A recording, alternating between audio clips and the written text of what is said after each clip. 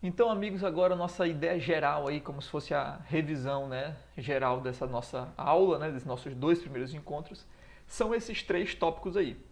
Eu digo para os alunos que esses três tópicos, né, esse triângulo de informações, é o que o cara precisa saber para poder resolver aí uns 90% das questões de vestibular que envolve reta. As coisas que fogem desses três pontos é quando eu estiver falando de reta e outro assunto ao mesmo tempo, né? Tentando relacionar uma coisa com a outra para tentar dificultar mais. Ou se eu tivesse num vestibular mesmo assim de demonstração, alguma coisa de segunda fase, né? Um vestibular militar, algo assim bem salgado. Mas dentro da ideia geral de Enem, ou de UFRR que está aqui mais próximo de nós, né? Assim, isso é basicamente o que a gente precisa e para a grande maioria de vestibulares também. Então, são esses três tópicos. O que você tem que entender é, se eu te der qualquer um desses três tópicos, você tem que ser capaz de me dar os outros dois. Então a gente vai fazer aqui só um exemplo geral com cada um deles e a gente finaliza nossa ideia. Então vamos começar aqui com o primeiro. Eu te dei a lei de formação. Se eu te dei a lei de formação, você tem que saber me dizer o tópico 2, tem que saber me dizer o gráfico. Então você sabe, né, fazer esse gráfico aqui dessa reta. Isso é uma coisa decrescente, né, uma reta decrescente. Onde que corta no eixo Y? Né, o eixo Y corta no termo independente, que é 5. E onde que corta no eixo X? É na nossa raiz, né, quando eu igualo o Y a zero. Então vamos fazer essa continha aqui, vamos botar o Y igual a zero. Vai ficar assim, ó, menos 3x mais 5 igual a zero. O 5 passa para o outro lado, né, e fica menos 3x igual a menos 5. E aí o menos 3 passa dividindo. Então fica x igual a menos 5 sobre menos 3, né? E aí mata o menos com menos.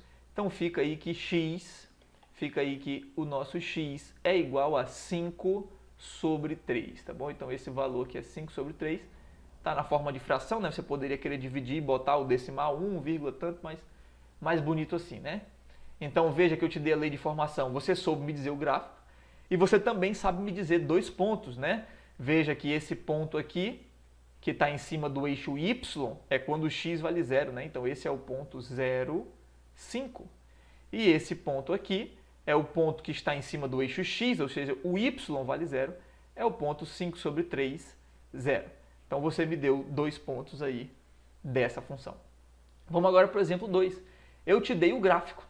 Agora eu quero que você me diga a lei de formação e dois pontos, né?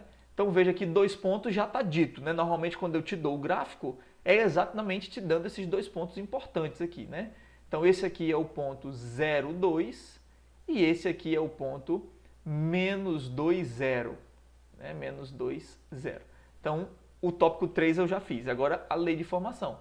Veja que a nossa lei de formação, a gente sabe que ela é y igual a x mais 2, né? Porque corta o eixo y no valor 2, então o nosso termo independente é 2, né? Que é quando o x vale 0. E eu sei que se eu jogar menos 2, a resposta dá 0. Então eu vou botar 0 no lugar do y, menos 2 no lugar do x e vou descobrir quanto é que é meu coeficiente angular.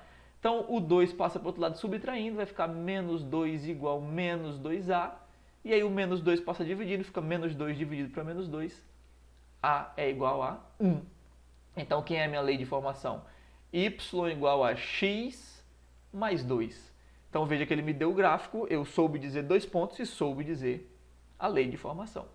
E agora o último é se ele me der dois pontos, né? Se ele me der dois pontos, eu tenho que saber desenhar o gráfico e tenho que saber descobrir a lei de formação.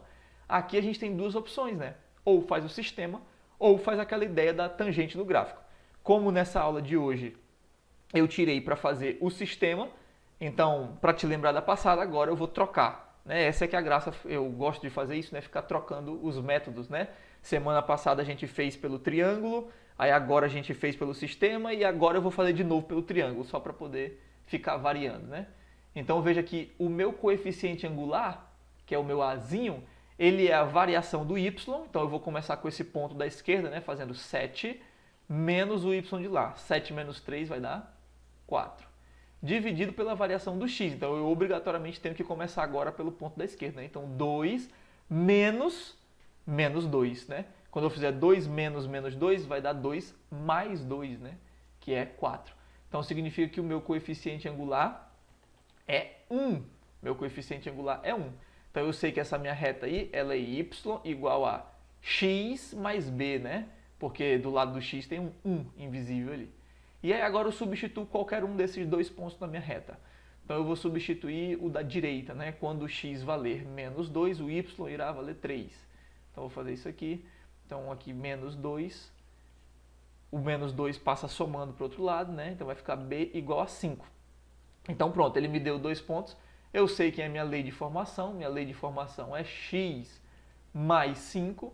E eu sei desenhar o gráfico dessa reta, né? Isso é uma reta crescente que toca o eixo y no valor 5. Né? E onde que corta o eixo x? É o valor que eu jogo para que a resposta dê 0, né? Menos 5. Veja que o exemplo daqui, né, é muito parecido com o exemplo daqui.